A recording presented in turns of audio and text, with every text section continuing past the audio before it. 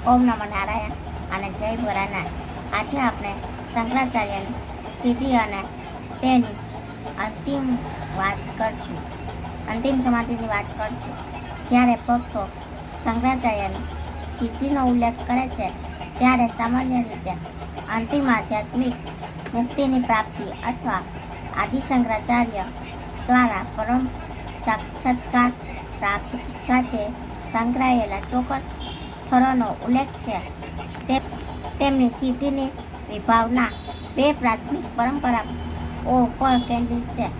અદ્વૈત વેદાંતના તેમના દર્શનમાં સાચી સિદ્ધિ જાદુ શક્તિઓ પ્રાપ્ત કરવા વિશે નથી, પરંતુ અંતિમ સત્ય બ્રહ્મ સત્યમ જગત મિથ્યા જીવો બ્રહ્મેવ ન પરઃ। તેમણે શીખવ્યું કે અંતિમ મુક્તિ એ અનુભૂતિ છે કે વ્યક્તિગત સ્વ આત્મા અને અંતિમ વાસ્તવિકતા બ્રહ્મ વચ્ચે કોઈ તફાવત નથી। ત્યારબાદ સૌથી વધુ સ્વીકૃત પરંપરા એ છે કે તેમણે મહાસમાધિ પ્રાપ્ત કરી અને કેદારનાથ મંદિરની પાછળની ગુફામાં વિલીન થઈ ગયા। તેમનું સ્મારક સ્થળ આદિ શંકરાચાર્ય સમાધિ ત્યાં સ્થિત છે।